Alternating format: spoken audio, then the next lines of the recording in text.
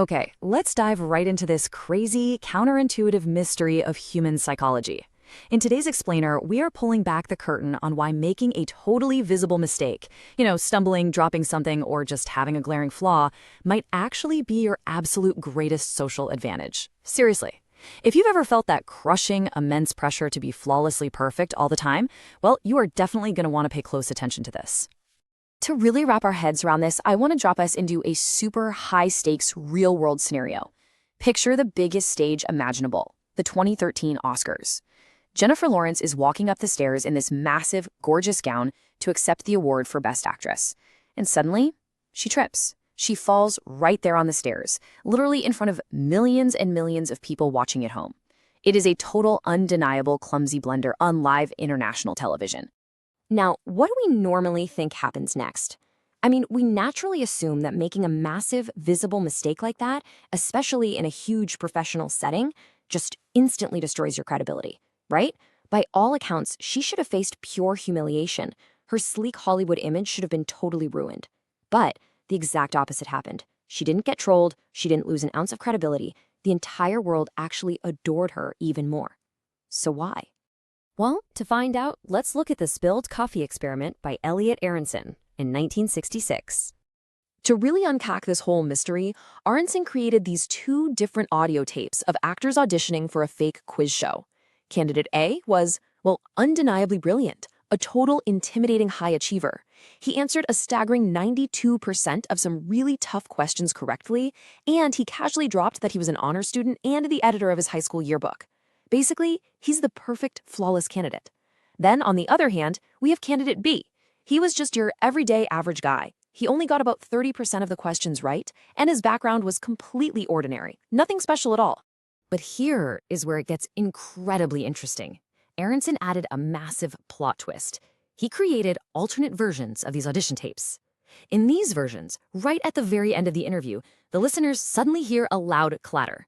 Just this sudden sound of crashing cups and a chair violently scraping the floor. And then the candidate nervously blurts out, "Oh my goodness, I've spilled coffee on my new suit." It was this sudden, embarrassing, and very human blunder. After playing these tapes, Aronson asked groups of people one simple question. Which candidate do you actually like the most? The results brilliantly illustrate the biggest plot twist in social psychology. Honestly, most of us would assume the flawless genius who didn't spill a coffee would easily win, right? Because we're constantly taught that perfection is what everyone wants. But no, the flawless candidate with the perfect record actually came in second. The winner, by a massive margin, was the brilliant candidate who spilled the coffee. That one clumsy flaw literally skyrocketed his popularity, leaving the supposedly flawless genius totally in the dust. This brings us to what's defined as the Pratfall Effect. So the Pratfall Effect is a psychological theory where a highly competent person actually becomes more likable and approachable after making a small, visible mistake. Think about what's actually going on in our brains here. When we meet someone who seems absolutely 100% flawless, they inadvertently create this invisible social barrier. It's incredibly intimidating. It makes it almost impossible to genuinely connect with them. But when that perfect person spills the coffee, that tiny flaw acts as a silent signal. It broadcasts, hey, I'm a real flesh and blood human being too. It instantly shatters that intimidating barrier of perfection. Suddenly, that unreachable statue steps right off the pedestal, and we feel like we can actually connect with them. But there is a catch. We need to talk about the prerequisite, competence before vulnerability. There's this great saying, vulnerability without substance is uncharming. It's just weakness. And this is absolutely crucial. Remember the average candidate from the experiment? When the average guy with a 30% score spilled his coffee, he came in dead last. People liked him even less than the average guy who didn't spill anything. So listen, if you haven't yet proven your skills to the people in the room, making a blunder doesn't magically make you look relatable. It basically just acts as proof of your incompetence. A mistake only highlights your humanity if your capability is already unquestioned. You absolutely have to establish a rock-solid foundation of high competence first. Next up is the authenticity requirement, basically keeping it real. You cannot fake this. The mistake has to be 100% genuine. As humans, our brains come equipped with this highly evolved radar for detecting fake social behavior. We can spot manipulation a mile away. If you try to, engineer a clumsy moment or use heavily rehearsed self-deprecation just to seem more relatable at a networking mixer, yeah, those fake blunders will instantly destroy any chance of connection. It'll backfire spectacularly. Armanson's experiment only worked because the actor genuinely sounded startled and super embarrassed by the sudden accident. So how do we apply this? Let's talk about winning with authentic flaws. This brings us right back to our incredible real-world example from earlier. Jennifer Lawrence perfectly satisfied these roles at the Oscars. She was undeniably highly competent. I mean, she was literally walking up to accept an Oscar, completely proving her talent.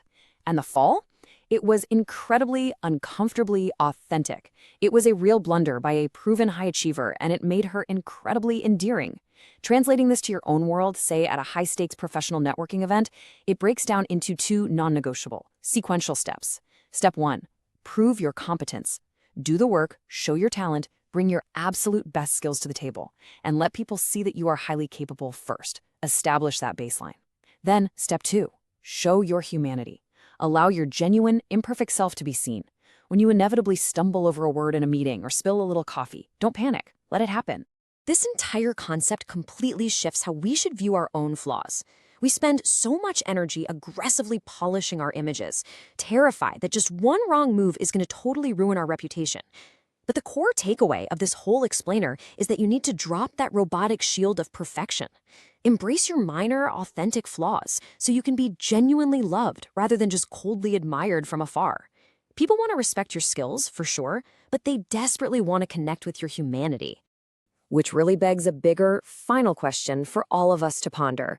Can we finally stop this exhausting blind race for perfection? The science is abundantly clear. The next time you make a harmless blunder in front of your peers, don't sweat it. It might just be the exact moment they finally, truly connect with you. Thanks so much for joining me for this explainer, and I challenge you to stop performing perfection and start connecting authentically today.